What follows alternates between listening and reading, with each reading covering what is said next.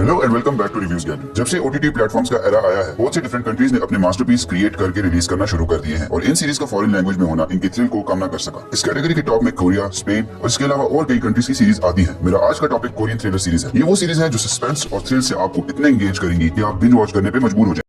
Number 10 पे हमारे पास है tale of the nine tail. Tale of the nine tail एक ड्रामा थ्रिलर है जिसकी स्टोरी इस कॉन्सेप्ट पे बेस्ड है कि एक नाइन टेल फॉक्स है जिसने एक guardian of mountain spirit back to दीगन की जगह ली होती है ताकि वो अपना ट्रू लव ढूंढ सके। स्टोरी स्टार्ट होती है लियोन से जिसकी जगह नाइन टेल फॉक्स ने ली होती है। वो एक आफ्टर लाइफ इमिग्रेशन ऑफिसर और प्रोटेक्टर से मिलता है और वो दोनों मिलकर नाइन टेल फॉक्स को ढूंढते हैं जिसने बहुत से इंसानों का लिवर खा के उनको मारा होता है। इस वेंचर में इन दोनों को एक टीवी डायरेक्टर मिलती है जिसका नाम नैम जी आ होता है। यहाँ ही ऑन और जी आ के बीच और पास में होने वाले सुपर नेचुरल इंसिडेंट सामने आते हैं जो कि आपको बहुत थ्रिलिंग और सिनेमैटिक लगेंगे। नंबर 9 पे हमारे पास आता है हेलबाउंड। हेलबाउंड एक फ्यूचरिस्टिक टीवी सीरीज है जो 2022 से 2027 के बीच में बेस्ड है। इसका सोल कॉन्सेप्ट ये है कि एंजल्स अपनी प्रोफेसीज जिनको डिक्रीज कहा जाता है उनको अर्थ पे भेजते हैं जो आउट ऑफ नोवेयर लोगों को हेल में भेजना शुरू कर देते हैं। और जब किसी के हेल में जाने का टाइम आता है तो 3 बड़े सुपर नेचुरल मॉन्स्टर्स उसको घसीट के हेल में ले जाते हैं। ये सीन बहुत सिनेमैटिकली अमेजिंग है और आप देखेंगे तो यू विल गेट गूज़बम्प्स। यहाँ 2 ग्रुप्स बनते हैं जो लोगों के फियर से खेलते हैं और इस तरह स्टोरी का प्रीमिसेस बिल्ड होता है। इस सीरीज के 6 एपिसोड्स हैं। नंबर 8 पे आती है the silent sea. The silent sea एक साई-फाई ड्रामा थ्रिलर है जो कि आउटर स्पेस मिशन पे बेस्ड है जिसमें स्पेस एक्सप्लोरर्स को एक मिस्टीरियस सैंपल रिगेन करना होता है। स्टोरी के मेन लीड्स में साइंटिस्ट सोंग जिया, कैप्टन हान जुन जी और लेफ्टिनेंट टिया सियोक होते हैं। यहाँ लूनर फैसिलिटी में सोंग रिवील करती है यहाँ कुछ बहुत हिडियस हुआ होता है जिसने यहाँ के सारे स्टाफ को वाइप आउट कर दिया है। यहाँ उनको एक लूनर वाटर मिलता है जो बहुत इन्फेक्शियस होता है और उस वाटर को बचाने के लिए बहुत से इन्फेक्टेड लोग इस टीम पे हमला करते हैं और यूं स्टोरी का प्रीमिसेस बिल्ड होता है। इस सीरीज के 8 एपिसोड्स हैं।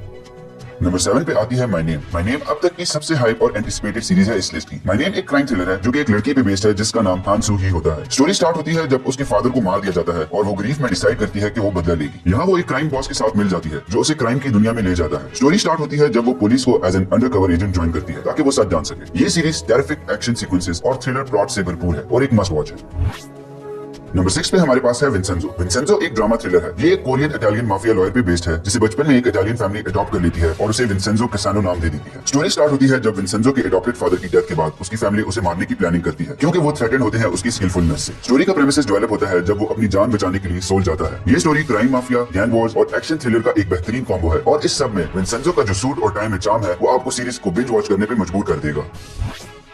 नंबर 5 पे आती है डीपी। डीपी एक मिलिट्री ड्रामा थ्रिलर है जो एक मिलिट्री ऑपरेशन पे बेस्ड है। इस मिलिट्री ऑपरेशन का एजेंडा ये होता है कि उन्होंने डेजर्टर्स को पकड़ना है। डेजर्टर्स वो मिलिट्री ग्रुप होता है जो एक मिशन के दौरान अचानक विदाउट परमिशन अपनी मिलिट्री छोड़ देते हैं। इस सीरीज का मेन फोकस कोरियन मिलिट्री की अनडिजायरेबल नेचर को सामने लाना है। इस सीरीज में आप मिलिट्री में होने वाली बुलिंग और हेजिंग और सर्वाइवल ऑफ फिटेस्ट का कॉन्सेप्ट देखेंगे जो कि बहुत एंगेजिंग और एंटरटेनिंग है।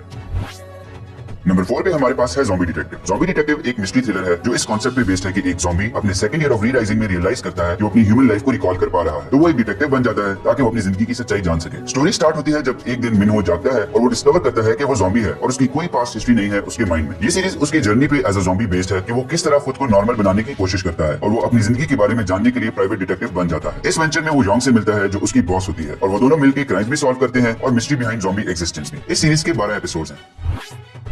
नंबर 3 पे हमारे पास है Alice in Borderland. Alice in Borderland एक साई-फाई ड्रामा थ्रिलर है जो कि एक मांगा कॉमिक्स पे बेस्ड है। इसकी कहानी एरिसो पे बेस्ड है जो कि एक वीडियो गेम ऑब्सेस्ड बच्चा है। एक दिन वो अपने फ्रेंड्स के साथ हैंग आउट कर रहा होता है कि अचानक उनको पुलिस चेस करने लगती है और वो एक बिलबोर्ड देखते हैं एक गेम अरीना का और उस गेम अरीना में एंटर हो जाते हैं। ये ट्रायल जब उस गेम अरीना में एंटर होता है तो इन्हें पता चलता है कि ये एक डेडली गेम है in which if you lose you die. ये सीरीज बहुत ही अमेजिंग सिनेमैटिक्स और वर्चुअल रियलिटी का एक बेहतरीन कॉम्बो है। इस सीरीज के 8 एपिसोड्स हैं और ये बहुत हाइप सीरीज है और इसे देखने के बाद आपको पता चलेगा कि ये मेरी लिस्ट के नंबर 3 पे क्यों है।